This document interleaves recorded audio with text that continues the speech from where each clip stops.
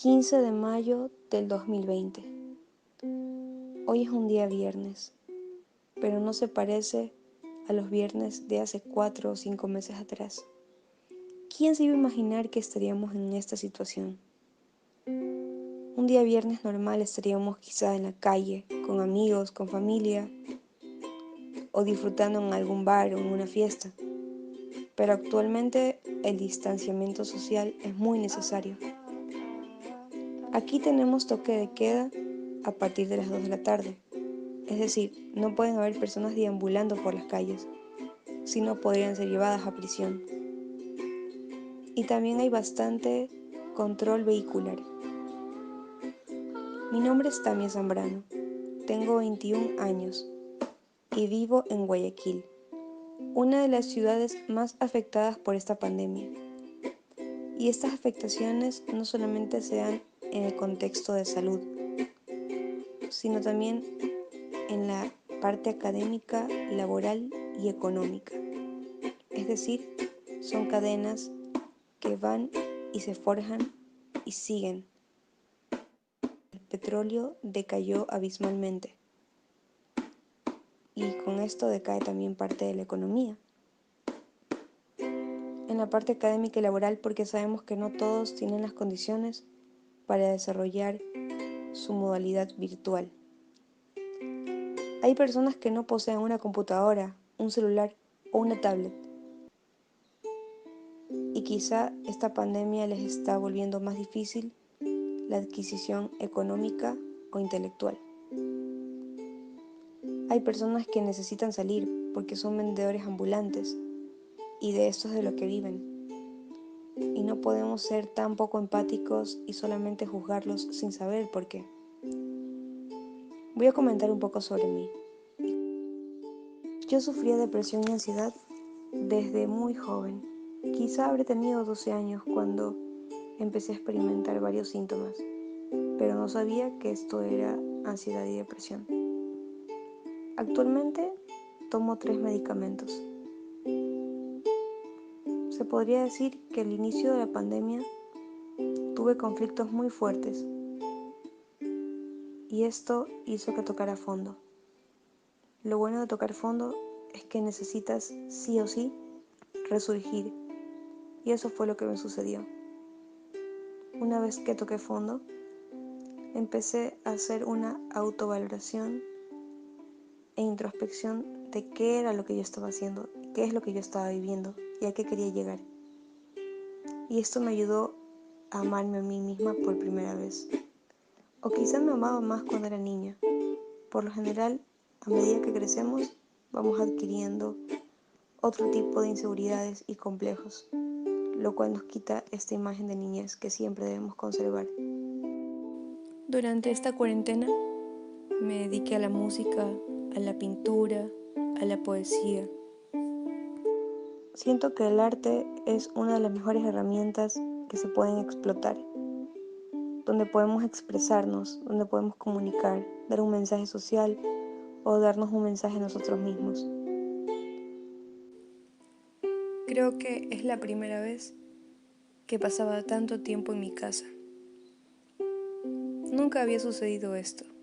Siempre estaba con mis amigos en la universidad, o estaba haciendo prácticas, o cuando trabajaba estaba en el trabajo, o en cualquier otro lado. Pero creo que estar en casa me ayudó también a conocerme un poco más a mí. Conocerse a uno mismo es todo un proceso, y no es algo que se da y estáticamente queda allí, sino que siempre debemos conocernos a nosotros mismos en las diferentes etapas y fases que vayamos viviendo. Creo que el autocuestionamiento es una de las cualidades más pesadas que el ser humano puede experimentar. Y supongo que de eso se trata la vida. Creo que la cuarentena ha cambiado mucho de nosotros. Y no solamente hablo por mí, sino de lo que conozco de algunos amigos míos.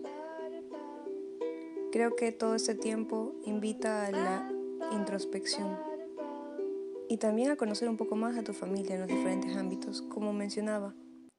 Yo estudio psicología, pero aprovechando que aún no teníamos clases en la universidad, estuve en algunos cursos en línea, aprendiendo diferentes cosas que siempre me habían llamado la atención.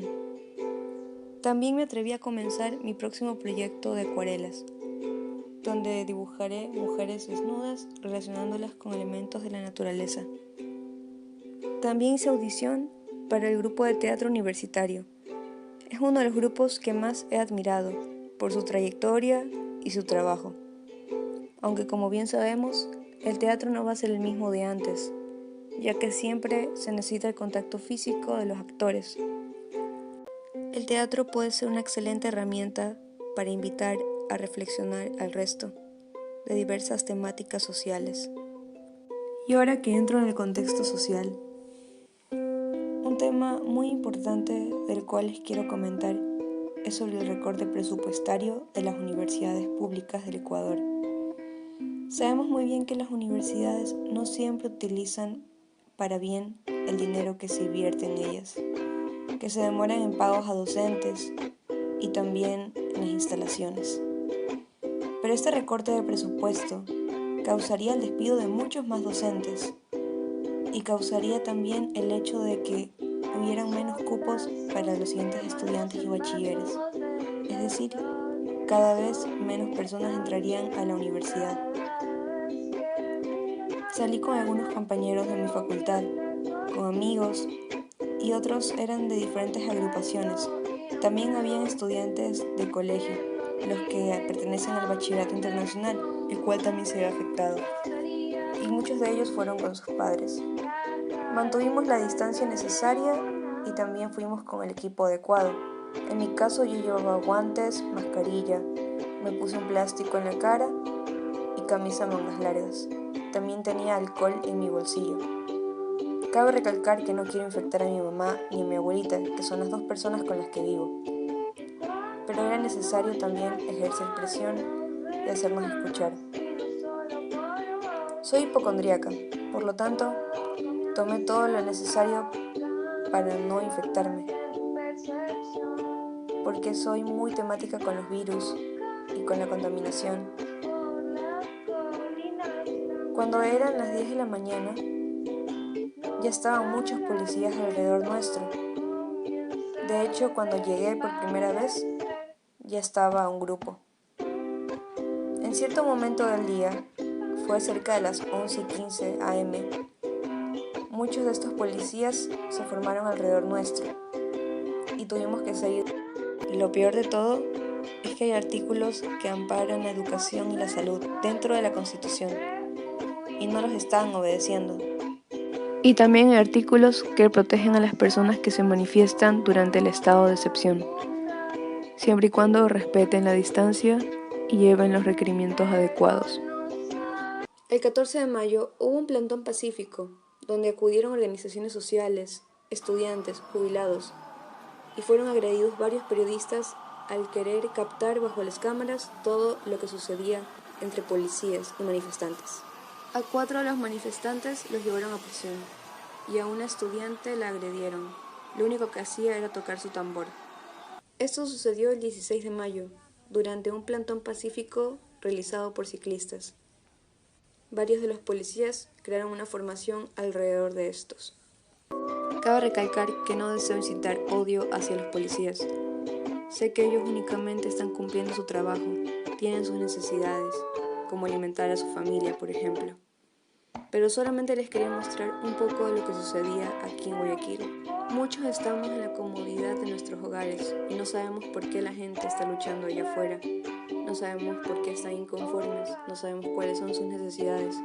Y debemos prestar un poco más de atención y tener un poco más de empatía. Por eso somos una comunidad. Eliminen los sueldos vitalicios de expresidentes. Eliminen los sueldos vitalicios de expresidentes. Eliminen los sueldos vitalicios de expresidentes. Eliminen los sueldos vitalicios de expresidentes. Eliminen los sueldos vitalicios de expresidentes. Eliminen los sueldos vitalicios de expresidentes.